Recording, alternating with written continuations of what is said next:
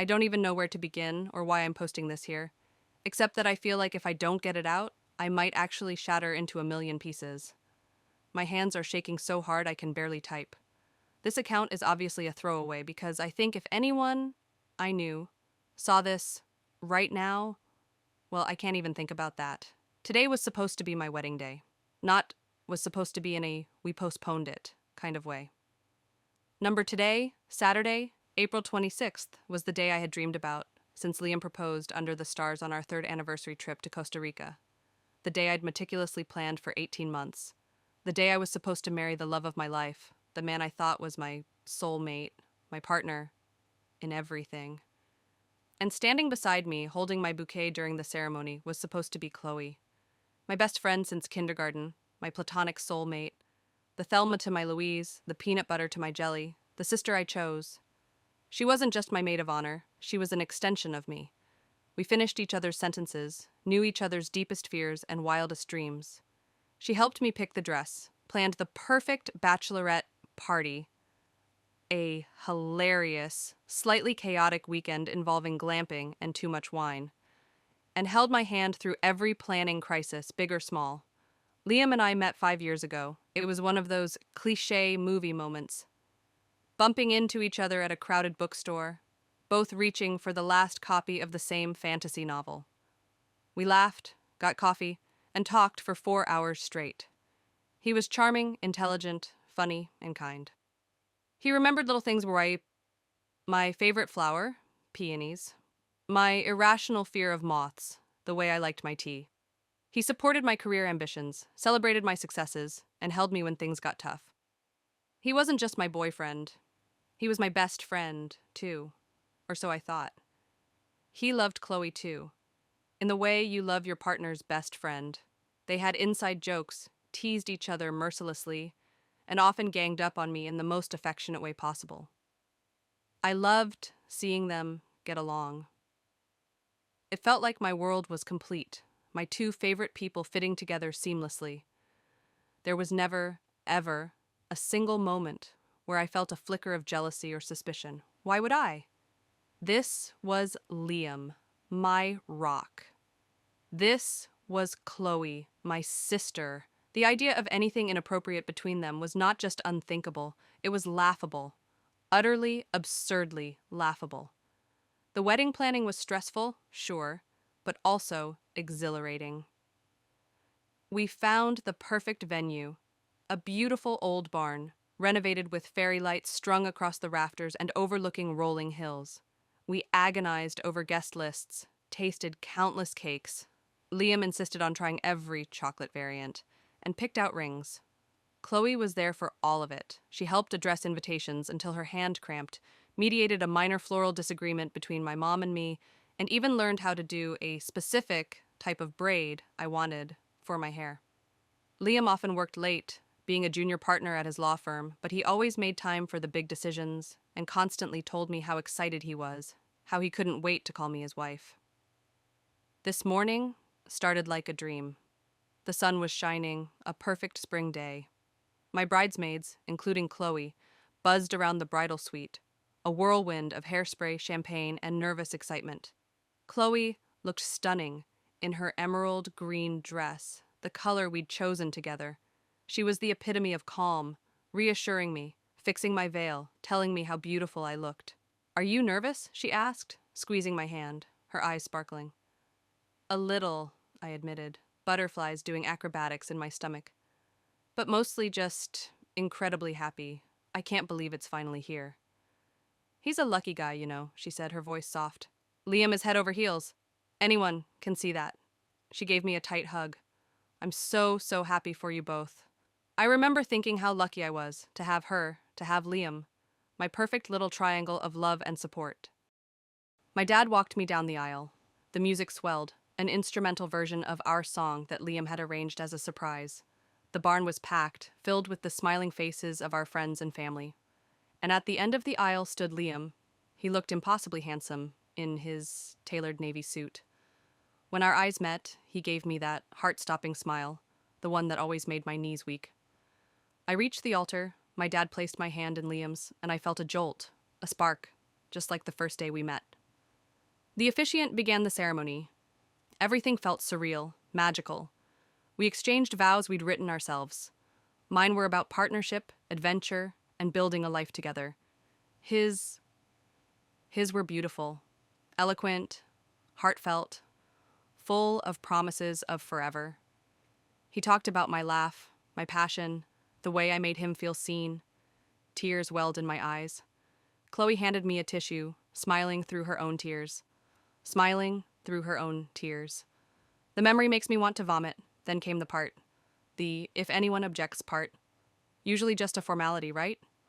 A moment for a collective chuckle. The officiant said the words, "If anyone present knows any reason why these two should not be joined in holy matrimony, speak now or forever hold your peace."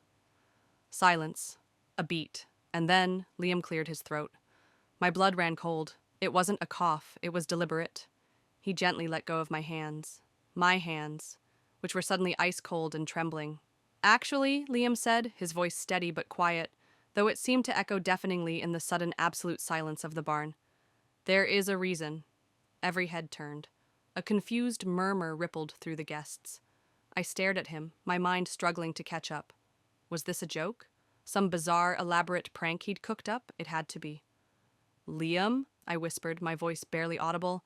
My carefully constructed world was tilting on its axis. He wouldn't look at me. He turned slightly, his gaze shifting past me to Chloe. "I can't do this," he said, finally looking back at me, but his eyes were filled with something I'd never seen before. Pity. Guilt. Not love. Definitely not love. "I'm sorry, Ava, I truly am, but I'm in love with someone else." The air left my lungs in a whoosh. The barn, the guests, the fairy lights, everything swam before my eyes. Someone else? Who? When? How? My mind raced, trying to make sense of the impossible. Someone? I choked out the word. Who? And then the final, fatal blow. He didn't even have to say her name. He just looked at her, standing right beside me, my best friend, my maid of honor, Chloe. She wouldn't meet my eyes either. Her face was pale, stricken, but she didn't deny it. She didn't rush to my side, didn't slap him, didn't scream that he was lying. She just stood there, frozen, confirming the unthinkable with her silence.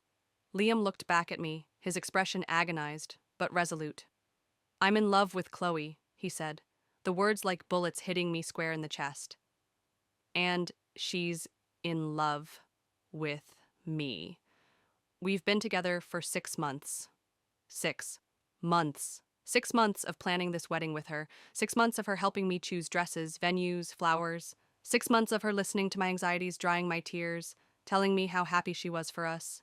6 months of him holding me, kissing me, telling me he loved me, writing those beautiful, meaningless vows. 6 months of shared dinners, movie nights, weekend trips, where they were both there, acting completely normal, laughing, joking, lying. The world didn't just tilt, it imploded. I don't remember much after that. There was gasping. Someone screamed. Maybe it was my mom. I felt my knees buckle. But my dad caught me before I hit the floor. The barn erupted into chaos, shouting, confusion.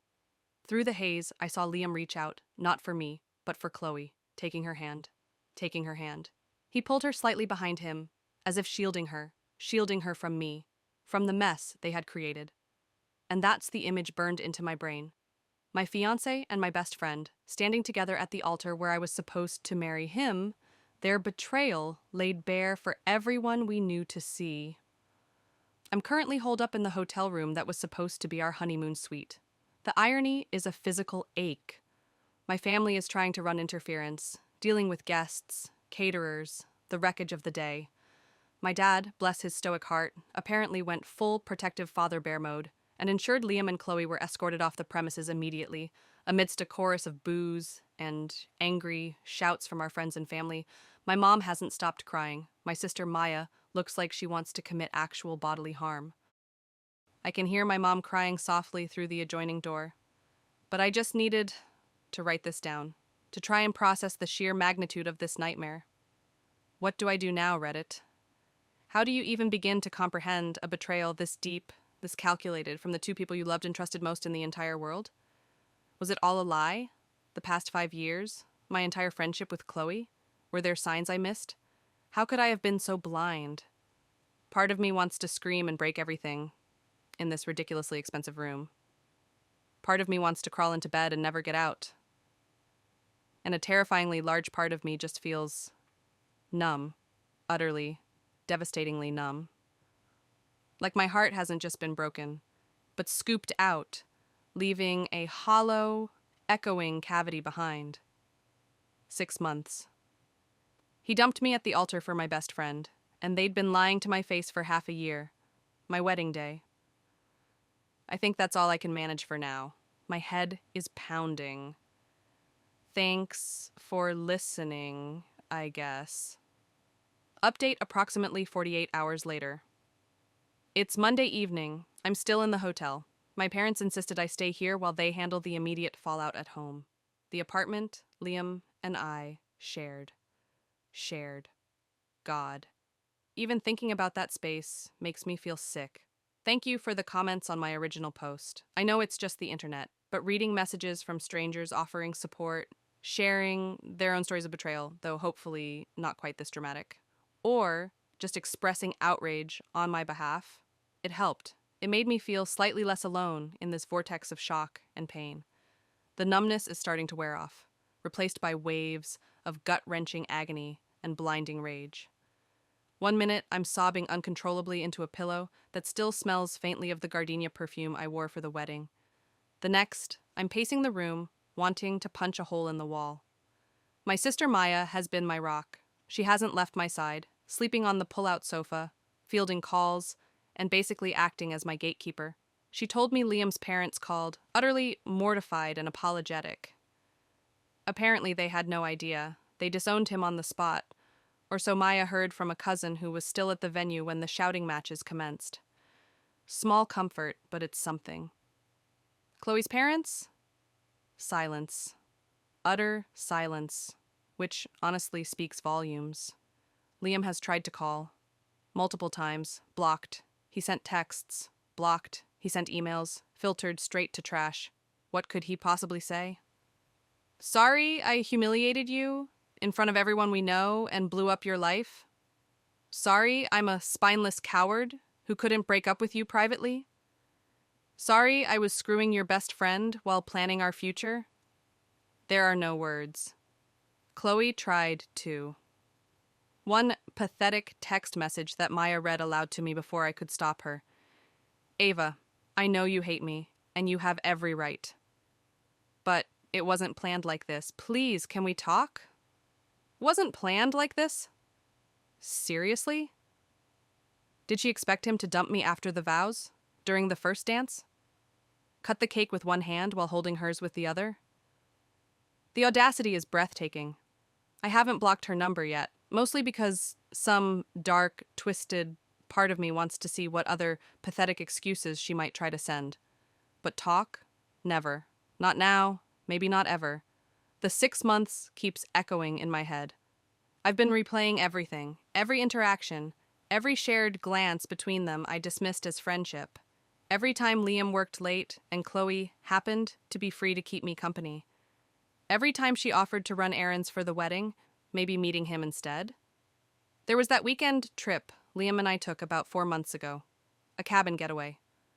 Chloe texted me photos from a spa day she was having. Was she really at a spa? Or was she somewhere else? With him, before he met me, after he left? There was the bachelorette party she planned. Was her enthusiasm fake? Were her reassurances about Liam's love just empty words, designed to keep me unsuspecting? There was the time Liam seemed distant, about 5 months back. I asked him if everything was okay, if he was having second thoughts about the wedding. He pulled me close, told me he was just stressed with work, that marrying me was the only thing he was sure about. He blamed it on a big case he was handling. Was the big case named Chloe? The signs feel simultaneously invisible and glaringly obvious in hindsight. His phone suddenly had a new passcode. He started guarding it more closely. More late nights at the office. Chloe suddenly becoming overly interested in Liam's work, asking questions she never used to care about. Little comments, touches, moments of shared laughter that felt slightly too intimate, but I brushed them off because I trusted them. Implicitly, utterly, foolishly.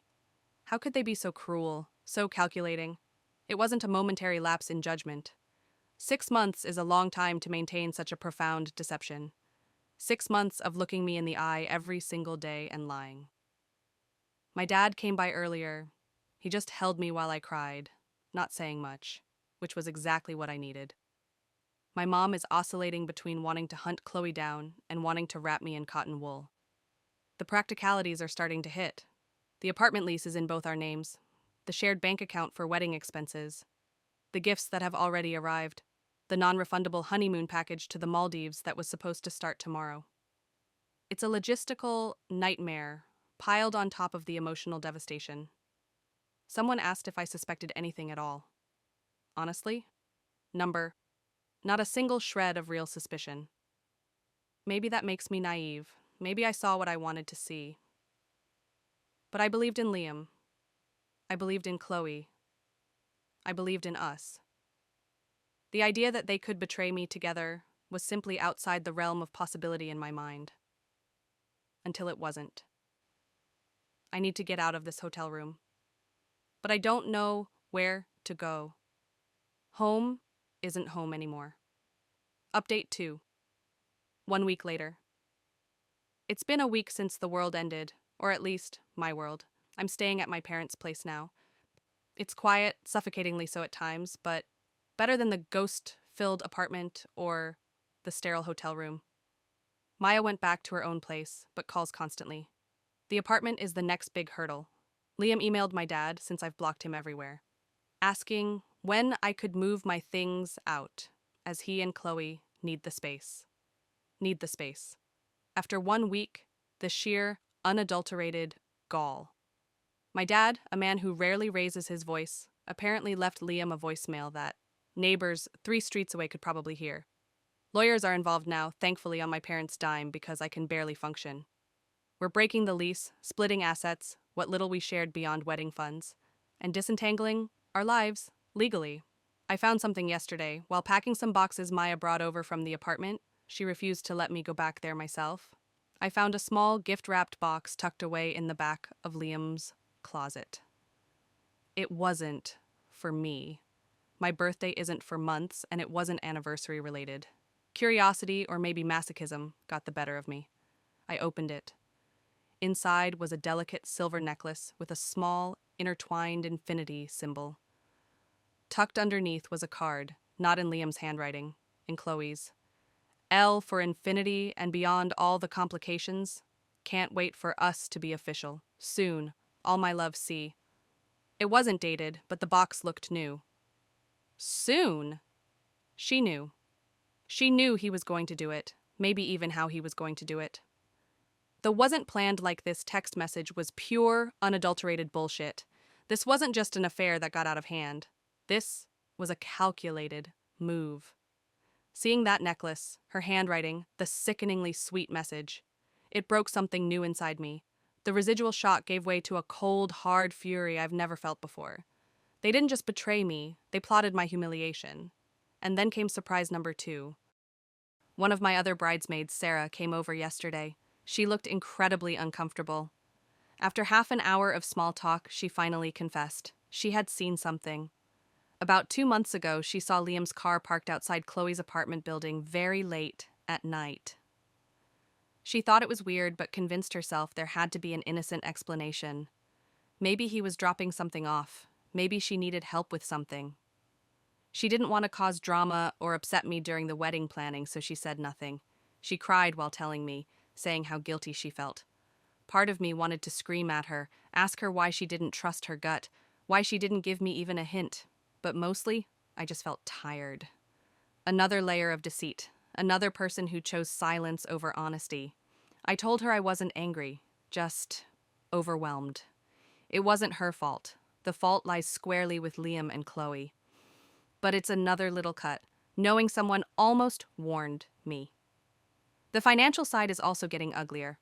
Our wedding planner, bless her horrified soul, is helping recoup costs where possible, but thousands are just gone. Deposits lost. Custom items useless. And then there's the matter of the wedding gifts. My parents are handling returns where possible, with a generic, "the wedding has been cancelled" note. But here's the kicker.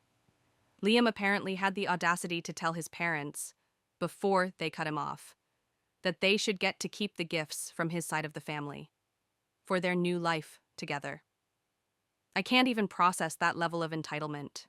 I started looking back through old photos, messages, social media. Every picture of the three of us together now looks tainted. Every shared joke feels like a lie. I found photos from Chloe's birthday last year. Liam had his arm around her shoulders. Normal, right? But the way he was looking at her, how did I miss it? There are texts between Chloe and me where she complains about her dating life, asking for advice while she was apparently sleeping with my fiancé. I feel like I'm excavating the ruins of my own life, finding poison ivy growing over every happy memory. Someone suggested therapy. I know I need it. I've made an appointment for next week. Right now, just getting out of bed feels like a monumental achievement. The rage is helping in a weird way. It's better than the crushing despair. It feels like fuel. I don't know what I'm fueling myself for yet, but it's better than running on empty. They wanted the apartment? They can have the goddamn apartment. I'll find somewhere new. Somewhere that doesn't have their ghosts in every corner. Somewhere I can start to breathe again. Update 3, 1 month later. It's been a month. A long, surreal, exhausting month. Therapy has started. It's hard. Dredging everything up, examining the raw wounds, trying to understand how I ignored things or explained them away. My therapist says the blindness wasn't my fault, that manipulators are good at what they do, especially when you trust them implicitly. It helps, a little. I moved into a small apartment in a different part of town. It's sparse, filled with boxes I haven't unpacked, but it's mine. No memories attached, except the ones I'm making now, mostly involving takeout containers, Netflix binges, and crying sessions. Progress, right? The legal stuff is ongoing but moving. Liam, through his lawyer, is being predictably difficult about finances, trying to claim things he has no right to. It's disgusting, but my lawyer is a shark, thankfully. Now for the unexpected twist, the real surprise. Remember Sarah, the bridesmaid who saw Liam's car at Chloe's? She called me again last week, sounding agitated. She'd been talking to Mark, one of Liam's groomsmen and a mutual friend, or so I thought. Mark had apparently been acting weird since the wedding that wasn't. Avoiding people. Sarah pressed him, and he cracked. Mark knew. He'd known for months, not just that Liam was having doubts, but that he was actively involved with Chloe. Liam had confided in him, apparently agonizing over what to do. Mark's advice? According to him, he told Liam he was an idiot and needed to break it off cleanly with me before the wedding. But Liam, ever the coward, couldn't do it. Mark admitted he almost said something at the bachelor party, but chickened out. He didn't want to ruin Liam's last days of freedom or cause a scene. But here's the kicker. Mark also let slip why Liam might have been so entangled with Chloe, beyond just physical attraction or misplaced love. Chloe's family is wealthy, very wealthy. Her father owns a massive property development company, Liam's law firm. They've been trying to land a contract with Chloe's father's company for years. Liam saw it as his chance to make partner, to secure his future. Chloe, apparently, made it clear that being with her came with certain benefits, including potential introductions and influence with her father. Suddenly, the 6 months made a different kind of sense. It wasn't just about passion, it was potentially about ambition, greed, and manipulation on both their parts. Did Chloe use her family's influence as leverage? Did Liam see her as a stepping stone, not just a lover? Was dumping me at the altar some power play orchestrated to maximize drama and secure Chloe's commitment by burning all other bridges? My blood ran cold hearing this. It reframed everything. Liam wasn't just a cheater. He was potentially using me, using Chloe, using everyone to climb the ladder. And Chloe wasn't just a treacherous friend. She was potentially using her family's status to snag a man who belonged to her best friend. It felt infinitely dirtier, colder, more calculated than simple infidelity. Mark also mentioned something else. Chloe had been complaining to Liam about me, twisting things I'd said, making me sound controlling or demanding, poisoning his perception of our relationship. She wasn't just passively accepting his affection, she was actively working to undermine my relationship with him from the inside, planting seeds of doubt, positioning herself as the understanding, easygoing alternative. This new information didn't lessen the pain, but it shifted the focus. My anger now had targets beyond just, they fell in love. It was about ambition, deceit, and a level of manipulation that turned my stomach. I haven't heard directly from Liam or Chloe since that first week. Through the grapevine, because apparently our social circle imploded spectacularly after the wedding. I heard they moved into the apartment together almost immediately. Good riddance to them and the cursed apartment. I also heard Liam's firm did not get the contract with Chloe's father, and there are rumors Liam's position at the firm is shaky because of the scandal. Karma, perhaps? I blocked Chloe's number. I don't need to see any more pathetic attempts at justification. I also sent Mark a very curt message telling him exactly what I thought of his silence and cowardice. He didn't reply. Unpacking feels a little easier now. Tossing out old photos feels liberating. The future still looks foggy, uncertain, and frankly terrifying. But for the first time in a month, it doesn't feel like a black hole. It feels like a blank page. And maybe, just maybe, I get to write what comes next. It's still incredibly hard. Some days, the grief hits me like a physical blow. The phantom limb of a 20-year friendship and a 5-year relationship aches constantly. But the story isn't just poor me, I got dumped. It's I survived a calculated betrayal by two deeply flawed people, and I'm still standing. I don't know if I'll post another update. Maybe this is the end of the Reddit chapter. But thank you, strangers, for being a place to scream into the void. It helped more than you know. Now, I think it's time to start figuring out how to live in the real world again. One step at a time.